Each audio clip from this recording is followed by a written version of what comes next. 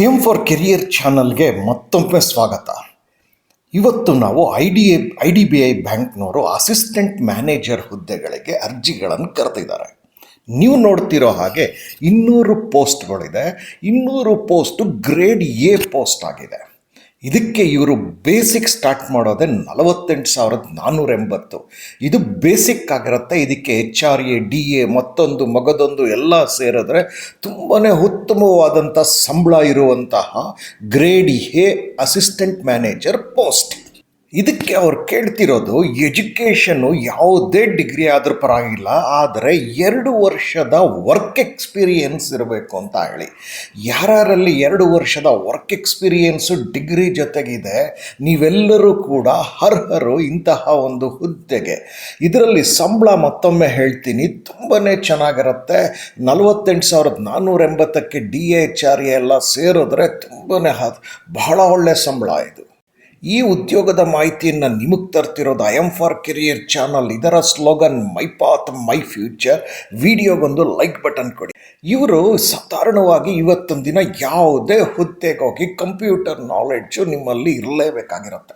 Computer knowledge ಅಂತಂದರೆ ನೀವು ಒಂದು ಕಂಪ್ಯೂಟರ್ನ ಬಿಚ್ಚಿ ಅದನ್ನು ರಿಪೇರ್ ಮಾಡುವಂತಹ ನಾಲೆಡ್ಜ್ನ ಅವ್ರು ಎಕ್ಸ್ಪೆಕ್ಟ್ ಮಾಡೋದಿಲ್ಲ. ಅವ್ರು ಎಕ್ಸ್ಪೆಕ್ಟ್ ಮಾಡೋದು ಅಲ್ಲಿರುವಂಥ ಸಾಫ್ಟ್ವೇರ್ಸ್ಗಳನ್ನು, ಇವತ್ತಿನ ಸಾಫ್ಟ್ವೇರ್ಸ್ಗಳನ್ನೆಲ್ಲವನ್ನು ಕೂಡ ನಿಮಗೆ ಬಳಸೋದಕ್ಕೆ ಬರುತ್ತಾ ಅಂತ. ಒಂದು ಡಾಕ್ ಫೈಲ್ ಓಪನ್ ಮಾಡೋದೇ ಆಗಲಿ, ಅಥವಾ ಒಂದು ಎಕ್ಸೆಲ್ ಶೀಟಲ್ಲಿ ಕೆಲಸ ಮಾಡೋದಾಗ್ಬೋದು, PPT ಮಾಡೋದಾಗ್ಬೋದು, ಮತ್ತೊಂದು ಮಗದೊಂದು ಈ ರೀತಿಯಾಗಿರುತ್ತೆ. ಸೊ ನೀವು ಅದನ್ನು ಕಲ್ತಿರೋದು ಬಹಳ ಮುಖ್ಯ ಆಗಿದೆ. ಇವತ್ತು ವಯಸ್ಸಿಗೆ ಬಂದರೆ 30ರವರೆಗೂ ಅವರು ಅವಕಾಶ ಕೊಟ್ಟಿದ್ದಾರೆ. ಆದರೆ ಕೆಲವರೇನಾದರೂ SC ST OBC EWS ಅಂತೆಲ್ಲ ಹೇಳಿ age relaxation, upper age relaxation ಬೇಕು ಅನ್ನೋದಾದರೆ ಸರ್ಕಾರದ ನಿಯಮದಂತೆ ಕೊಡ್ತೀವಿ ಅಂತ ಅವರು ಹೇಳಿದ್ದಾರೆ. ಬಹಳ ಮುಖ್ಯವಾಗಿ ಯಾವತ್ತರೊಳಗೆ ನೀವು ಅರ್ಜಿ ಸಲ್ಲಿಸಬೇಕು ಅಂದರೆ 19 ಮಾರ್ಚ್ 2026 ಒಳಗೆ ನೀವು ಅರ್ಜಿ ಸಲ್ಲಿಸಲೇಬೇಕಾಗಿರುತ್ತೆ. ಹಾಗೂ 12 ಏಪ್ರಿಲ್ 2026 ಆನ್ಲೈನ್ ಟೆಸ್ಟ್ ಇರುತ್ತೆ. ಈ ಆನ್ಲೈನ್ ಟೆಸ್ಟ್ಗೆ ನೀವು ತಯಾರಿ ಕೂಡ ಈಗಲೇ ನಡೆಸ್ಕೊಳ್ಬೇಕಾಗತ್ತೆ. ಇನ್ನು ಸೆಲೆಕ್ಷನ್ ಪ್ರೋಸೆಸ್ಗೆ ಬಂದರೆ 2 ಹಂತದ ಸೆಲೆಕ್ಷನ್ ಪ್ರೋಸೆಸ್. ಒಂದು ಆನ್ಲೈನ್ ಟೆಸ್ಟ್, ಅದರಲ್ಲಿ ಪಾಸ್ ಆದಮೇಲೆ ಪರ್ಸ್ನಲ್ ಇಂಟರ್ವ್ಯೂ ಇರುತ್ತೆ. ಈ ಮಧ್ಯದಲ್ಲಿ ಅವರು ನಿಮ್ಮ document verification, medical fitness test ಅದೆಲ್ಲವನ್ನು ಮಾಡಿಸ್ತಾರೆ.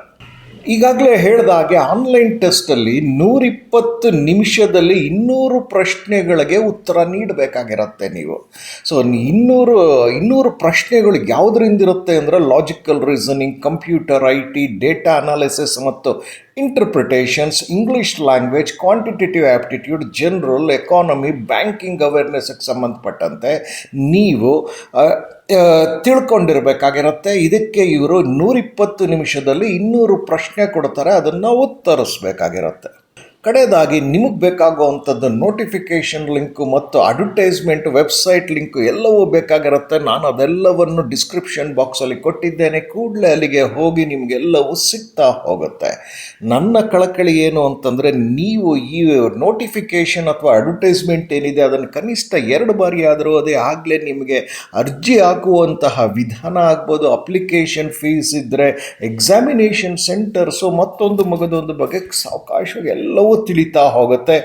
ಈ ಮಾಹಿತಿಯನ್ನು ನಿಮಗೆ ತಂದು ಕೊಟ್ಟಿದ್ದು I am for career channel. Slogan my path my future. Subscribe ಮಾಡಿಕೊಂಡು ಮತ್ತಷ್ಟು ಉದ್ಯೋಗದ ಮಾಹಿತಿ ಪಡೀರಿ. ವಿಡಿಯೋಗೆ ಒಂದು ಲೈಕ್ ಬಟನ್ ಕೊಡೋದನ್ನು ಮರಿಬೇಡಿ. ಶುಭವಾಗಲಿ ಎಲ್ಲರಿಗೂ.